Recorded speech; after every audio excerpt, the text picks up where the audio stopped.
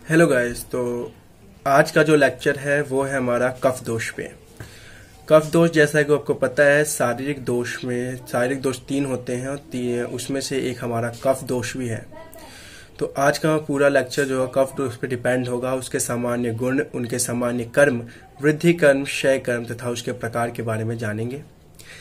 मैंने पहले बता रखा है कि कफ जो है जनरली अपोजिट होता है टू द वात कैरेक्टरिस्टिक्स। तो कफ की जो कैरेक्टरिस्टिक्स मिलेंगी आपको वो वात से अपोजिट मिलेंगी। सो इनको थोड़ा ध्यान से पढ़ेंगे, क्योंकि सामान्य गुण और सामान्य कर्म अगर अच्छी तरह आप समझ लेंगे तो आगे के जो चैप्टर्स होंगे, आगे का जो पूरा विषय होगा वो सब आसान हो जाएगा।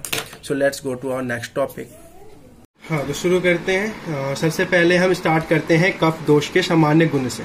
ठीक है, तो कफ दोष जनरली जो है वो जिस महाभूत से बना है, जिसकी प्रधानता है वो है जल और पृथ्वी महाभूत। जैसे कि वात में हमने क्या पढ़ा था कि वो आकाशीय तथा वायव्य महाभूत से बना हुआ था। पित्त में जो है अग्नि महाभूत की प्रधानता थी। कफ दोष जो है वो जल और पृथ्वी महाभूत से बना हुआ है। अब हम बात कर लेते हैं इसके गुण की। तो वाग्भट जी ने सूत्र स्थान में इसके 7 गुण बताए हैं। क्या क्या बताए हैं? तो स्निग्ध शीतो गुरु मृंध लक्षणों मृतष्ण स्थिर कपह। स्निग्ध यानी ऑयली इन नेचर होता है। कफ दोष जो होता है वो कैसा होता है? ऑयली इन नेचर होता है। तो मतलब क्या होता है कि शरीर के अंदर जितनी भी लुब्रिकेशन वाली प्रॉपर्टी होती है वहां पे कफ पाया जाता है।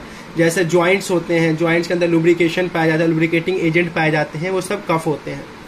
शीत की बात करते हैं। दूसरा इसका गुण है शीत, यानी शीतता पैदा करना। ये गुण इसलिए है क्योंकि कफ दोष जो है वो जल महाभूत से बना है और जल जो है उसकी शीत प्रॉपर्टी होती है, इसलिए कफ दोष की भी शीत प्रॉपर्टी है। गुरु की बात करते हैं। गुरु पृथ्वी से बना हुआ है, तो पृथ्वी जो है उसकी गुरु प्रॉपर्टी होती है, इसलिए कफ दोष की भी जो प्रॉपर्टी है वो गुरु है। तो स्निग्ध है, शीत है, गुरु है। मंद यानी डल, स्लो, मतलब जिस व्यक्ति के अंदर कफ प्रकृति ज्यादा होती है वो डल हो जाता है। जो कफ प्रकृति वाला व्यक्ति होता है वो हर काम बहुत धीरे धीरे करता है। ठीक है, बोलता धीरे है, चलता धीरे है, सुस्त रहता है वो व्यक्ति। श्लक्ष्ण का मतलब स्मूथ एंड क्लियर। उनका जो लेकिन विजन जो होता है वो बहुत क्लियर होता है। उन्हें क्या करना है क्या नहीं करना है ये पता रहता है। अगर कहीं लड़ाई हो रही है वो चुपचाप देखते रहेंगे, उसमें बीच में पहले नहीं कूदेंगे जब तक वो कोई एक निष्कर्ष पे ना उतर जाए। मृतष्ण यानी ग्रीसी, बाइंडिंग और जेली। इनका नेचर कैसा है? बाइंडिंग रखना। बाइंडिंग मतलब जैसे 2 ज्वाइंट है उनको बाइंड रखना, 2 बोन है आपस में ज्वाइंट का काम करता है, वो इसकी प्रॉपर्टी है। स्थिर मतलब स्टेबल। तो जो कफ है वो स्टेबिलिटी प्रोवाइड करता है। क्यों करता है भाई? पृथ्वी महाभूत से बना हुआ है।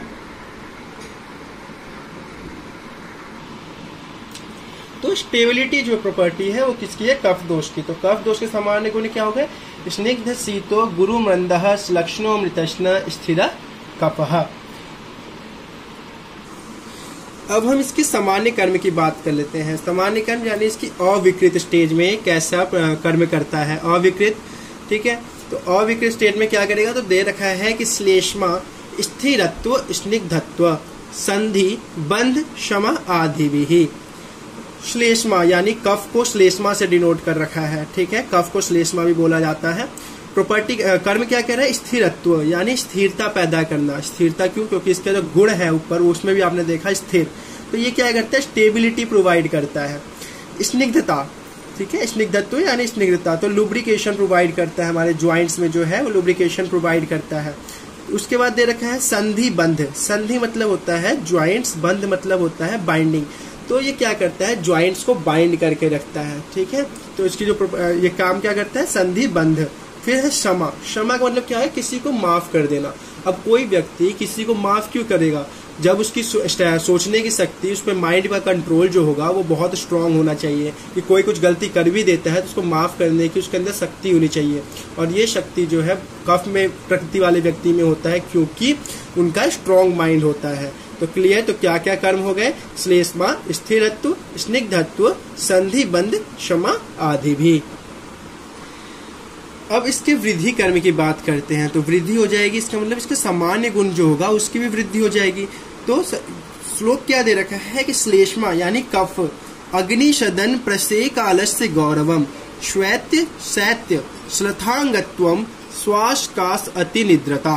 श्लेष्मा, अग्निशदन, प्रशेक, आलस्य, गौरवम, श्वैत्य, शैत्य, श्लथंगत्वम, श्वास, कास, अतिनिद्रता। तो क्या दे रखा है सबसे पहला अग्निसदन। अग्निसदन का मतलब क्या होता है? अग्नि यानी फायर, सदन यानी वीक, उसको कम कर देना, शांत कर देना। तो जब कफ की वृद्धि हो जाएगी तो यानी शीत प्रॉपर्टी उसकी क्या बढ़ जाएगी? बढ़ जाएगी ना। तो जब शीत प्रॉपर्टी बढ़ जाएगी यानी वाटरी नेचर बढ़ जाएगा तो आग जो होगा वो तो बुझना स्टार्ट हो जाएगा, तो अग्निसदन हो जाता है। दूसरा दे रखा है प्रसेक। प्रसेक, जब कफ प्रॉपर्टी बढ़ जाएगी तो क्या होगा? जल गुण जो होगा वो बढ़ जाएगा। तो जब जल मुंह में पानी ज्यादा आने लगता है तो उसका एक्सेस सलाइवेशन, उसी को प्रसेक बोला जाता है। तो अग्निशदन होगा, प्रसेक होगा, आलस्य, लेजीनेस आएगी, क्योंकि उसका क्या काम है? स्थिर रहना। तो बॉडी को जो है स्थिर कर देता है, तो लेजीनेस आ जाती है। उसके बाद है गौरवता, हैवीनेस आ जाएगी बॉडी के अंदर। श्वेत्य, श्वेत्य मतलब श्वेत कलर, यानी जो बॉडी का कलर है वो व्हाइट हो जाएगा, व्हाइट डिस्कलरेशन हो जाएगी, स्किन की जो पिगमेंटेशन होगी वो व्हाइट हो जाएगी। शैत्य यानी कोल्डनेस, शरीर जो है ठंडा होने लगेगा। श्लथंगत्वम, श्लथ मतलब होता है लूजनेस और अंग मतलब होता है बॉडी पार्ट। ध्यान से देखिएगा इस वाले पॉइंट को, श्लथंगत्वम। अगर जो इसके क्षय कर्म है वहां पे भी आने वाला है। यहाँ पे है श्लथंगत्वम यानी बॉडी पार्ट जो है लूज पड़ जाएंगे। इसका कहने का मतलब क्या है कि कहते नहीं कि बॉडी जो है इसकी ढीली पड़ गई है। ढीली पड़ने का मतलब है कि इससे कोई काम नहीं किया जाता बॉडी, ठीक है, वो स्थिर हो चुकी है एक तरीके से। उसके बाद श्वास, श्वास मतलब रेस्पिरेटरी डिजीज जितने भी हैं आपके, अस्थमा, डिस्निया, सीओपीडी, ये जितने भी रेस्पिरेटरी ट्रैक से रिलेटेड डिजीज है वो कफ वृद्धि के कारण ही होते हैं। कास, जो आपका कफ एंड कोल्ड है वो कफ वृद्धि के कारण होता है, ठीक है। जैसे शीत चीजें खा लेते हैं तो कफ बढ़ जाता है। अतिनिद्रा, अतिनिद्रा जब ज्यादा कफ बढ़ जाएगी तो स्थिरता बढ़ जाएगी, स्थिरता बढ़ जाएगी तो मन जो होगा वो भी स्थिर हो जाएगा, और जब स्थिर हो जाएगा मन तो निद्रा भी बहुत अधिक आएगी। तो अतिनिद्रा भी इसका एक वृद्धि कर्म है। अब बात कर लेते हैं इसके क्षय कर्म की। जब ये क्षय हो जाएगा तो ध्यान दीजिएगा, पहले भी कहा गया है कि वात का वृद्धि कर्म जो है वो कफ के क्षय कर्म जैसा है, वात का क्षय कर्म जो है कफ के वृद्धि कर्म जैसा है। तो उसका क्षय कर्म देखिएगा, जो क्षय कर्म है उसमें क्या रखा है? कफे भ्रमः, श्लेष्म शयानाम शून्यत्वम, हृद द्रवः श्लथ संधिता। कफे भ्रमः का मतलब क्या है? कफे यानी कफ को डिनोट कर रखा है, भ्रम यानी सप्रेस द मेंटल एक्टिविटी। जो भ्रम में रहता है व्यक्ति, उसकी मेंटल है, वो क्या सोचता है, क्या समझता है, उसे खुद पता नहीं लगता, वो भ्रम में रहता है। जो चीज उसके आसपास नहीं है उसके बारे में सोचने लगता है, क्योंकि स्थिरता नहीं रही ना। जब क्षय हो गई तो स्थिर जो गुण है उसका वो कम हो गया, यानी वात बढ़ गया तो भ्रम होने लगा। भ्रम जो देखिए वात वृद्धि का एक कर्म था, और यहाँ पे कफ के क्षय का कर्म हो गया। शून्यत्वम, शून्यत्वम कौन सा? तो श्लेष्म शयानाम, श्लेष्म यानी कफ, शयानाम मतलब जहाँ पे श्लेष्म रहता है, ठीक है, जहां पे श्लेष्मा का आशय है, यानी आपका उर प्रदेश, हृदय, तो इन जगहों पे क्या हो जाएगा? शून्यत्वम, एम्प्टीनेस हो जाएगी। कफ की जब कमी हो जाएगी तो उन जगहों पे इसकी एम्प्टीनेस हो जाएगी। हृद्रव, हृद्रव मतलब palpitation of the heart, heart के अंदर इसकी कमी हो जाएगी तो क्या होगा? टूटना, क्योंकि इसका काम क्या है? बाइंड रखना, तो क्या करेगा? टूटने का काम चालू हो जाएगा। जितने भी ऑर्गन्स वगैरह है वो क्या, उनमें फूटन आ जाएगी, वो बिखरने लगेंगे, टूटने से लगेंगे। श्लथ संधिता, श्लथ मतलब देखिए ध्यान, श्लथ संधि, वहां पे श्लथ अंगत्वम था, यहाँ श्लथ संधि है। ये ज्वाइंट्स को लूज कर देगा, क्योंकि एक तो होता है बॉडी का लूज होना, एक होता है ज्वाइंट का लूज। ज्वाइंट का लूज हो जाना, यहाँ पे जो प्रॉपर्टी है हाथ पैर टूटने की जो चांसेस है वो बढ़ जाएंगे। बॉडी का लूज होना यानी वो काम ना कर पाना, ठीक है, वो होता है उनपे एक अकरेंसी आ जाना, वो होती है बॉडी की लूजनिंग होगा, ठीक है। तो श्लथ अंगत्वम और श्लथ संधिता क्लियर हुआ आप लोगों को। तो क्षय कर्म में क्या हुआ? कफे भ्रमः, श्लेष्म शयानाम शून्यत्वम, हृद्रव श्लथ संधिता। अब बात कर लेते हैं कफ के स्थान की। तो कफ का जो पहले चैप्टर में जो श्लोक दे रखा है उसने क्या बताया है? कफ का स्थान क्या है? हृदय के ऊर्ध्व भाग में, ठीक है। और जो 12 चैप्टर देखा उसमें पूरा स्थान मतलब पूरे शरीर में तो है ही, और मेन स्थान कहाँ है वो भी बता रखा है। क्या बता रखा है कि उरह कंठ शिरः, उरह, उरह यानी आपका थोरैक्स रीजन, चेस्ट में, कंठ शिरः, कंठ यानी थ्रोट में, शिरः हेड रीजन में, क्लोम, क्लोम हम पैंक्रियाज को बोलते हैं, तो पैंक्रियाज में भी माना गया है कि कफ रहता है। पर्वान्य अमाशो रसा, परवानी, परवानी किसको बोलते हैं? बोन ज्वाइंट को, ठीक है। अमाशय, अमाशय के अंदर भी होता है। रस, जो रस धातु होती है उसके अंदर, मेद धातु के अंदर होता है। घ्राण जो नोज हमारी है वहां होता है, जीवा पे होता है, ठीक है। और इन सब के अलावा, इन सब में होते हुए भी जो इसका विशेष स्थान है वो क्या है? उरह। कफस्य सूतरामुरः, उरह। तो कहाँ पे रहता है इसका विशेष स्थान क्या है? उरह। तो कहाँ पूरे शरीर में कहाँ का है? तो उरह कंठ शिरः क्लोम पर्वाण्य अमाशयो रसः मेदो घ्राणम च जीवा च कफस्य सूतरामुरः। मेन स्थान क्या हुआ? उरह। अब बात कर लेते हैं प्रकार की, टाइप्स ऑफ द कफ। कफ भी 5 प्रकार के होते हैं। सबसे पहले अवलंबक कफ। अवलंबक कफ में क्या बताया गया है ध्यान से देखिएगा, इसका भी थोड़ा लंबा श्लोक है, बाकी सारे कफ जो हैं वो छोटे छोटे श्लोक दे रखे हैं। अवलंबक कफ क्या कह रहा है? उरह स्थ, यानी सबसे पहले लोकेशन दे दी कि उरह स्थ यानी थोरेक्स। तो थोरेक्स रीजन पे कौन सा कफ है? अवलंबक कफ। स यानी वह। त्रिकश्य स्ववीर्यतः। त्रिक किसको बोलते हैं? त्रिक प्रदेश जो बोलते हैं वो बोलते हैं जो हमारा शोल्डर है, नेक है और बैक है, ये तीनों जहां पे ज्वाइंट होते हैं उसको त्रिक प्रदेश बोलते हैं। ठीक है, तो ये त्रिक प्रदेश को क्या करता है? त्रिकश्य स्ववीर्यता। स्व यानी अपना और वीर यानी पोटेंसी। तो जो अपनी स्ट्रेंथ है ना उसको त्रिकश्य स्ववीर्यता यानी सेल्फ इनेट जो स्ट्रेंथ है उससे ये क्या करता है? जो त्रिक प्रदेश है उसका अवलंबन करता है, यानी उसको नॉरिश करता है। क्लियर है बात? तो ये कहाँ स्थित है? थोरेक्स में। और पहला पॉइंट उसको याद रखने के लिए पॉइंट टू पॉइंट याद करेंगे। सबसे पहले लोकेशन याद करेंगे, उरह स्थ। फिर क्या करता है? त्रिक प्रदेश को अपने वीर्य से नॉरिश करता है, तो त्रिकश्य स्ववीर्य था। हृदय श अन्न वीर्याच, हृदय को स अन्न वीर्याच यानी अन्न के वीर्य को, यानी जो hot by the power of essence of food, जो खाना खाते हैं हम उसकी जो शक्ति आती है, उससे जो एनर्जी प्रोवाइड होती है, उससे क्या करते हैं? हृदय को नॉरिश करता है। तटस्थ एवाम्बु कर्मणा, एवाम्बु कर्म मतलब नॉरिश करना। तो इन सब को त्रिक को अपने वीर से, हृदय को अन्न के वीर से क्या करता है? अम्बु कर्म करता है, यानी उनको नॉरिश करता है। तीसरा पॉइंट क्या याद रहे?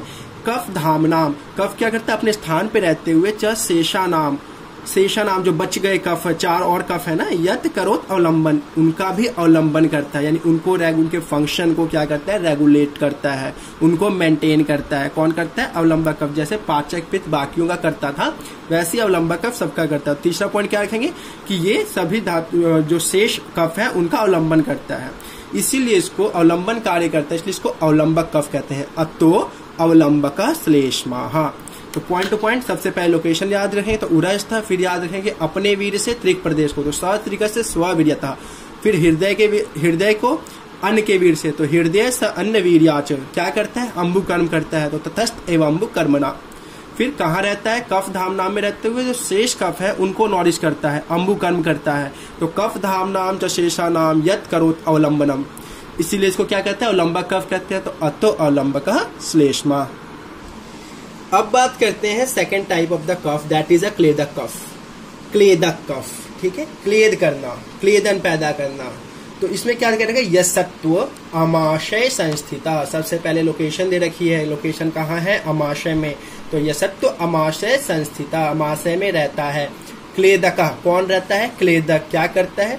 सो अन्न संघात क्लेदना, जो अन्न यानी फूड, संघात यानी जो हार्ड फूड है, जो हम खाना खाते हैं उनका जो फूड का जो हार्ड मटेरियल उनको सॉफ्ट करता है, मॉइस्ट करता है, क्योंकि डाइजेशन के लिए क्या जो हार्ड फूड है उनको डाइजेस्ट नहीं किया जा सकता, तो टू मेक डाइजेशन इजी ये क्या करता है? उनको क्लेदन करता है, उसको मॉइस्ट करता है। तो मॉइस्ट करने को क्लेदन कहते हैं, क्योंकि ये क्लेदन करता है इसलिए इसको क्लेदक कफ कहते हैं। तो सबसे पहले लोकेशन की यसत्व अमाशय संस्थित, काम क्या करता है? अनुसंघात करता है। तो क्लेदका सो अनुसंघात क्लेदनात्। अब तीसरे कफ की बात करते हैं, दैट इज द बोधक कफ। बोधक यानी बोधक, बोधन कराना। सबसे पहले लोग क्या करता है? फंक्शन दे रखा है कि रस बोधनात्, क्या करता है? रस का बोधन करता है। रस कितने प्रकार के हैं? ठीक है, षड्रस है ना, मधुर, अम्ल, लवण, तिक्त, उष्ण, कषाय का। तो ये 6 रस है, इनका बोधन करना। ठीक है, इनको पता, टेस्ट का परसेप्शन करना, ये इसका फंक्शन है। तो टेस्ट का परसेप्शन करेगा तो कहाँ रहेगा? तो बोध को रसना स्थायी, इसलिए ये कहाँ रहता है? रसना में रहता है। रसना किसको बोलते हैं? टंग को। तो हमारी जीवा पे जो होता है बोधक कफ होता है। तो इसमें देखो नीचे से ऊपर, ठीक है, सबसे पहले उरह में, फिर उसके बाद अमाशय में क्लेदक कफ था, उसके बाद रसना में बोधक कफ है। अब बात करते हैं चौथे प्रकार की, दैट इज द तर्पक कफ।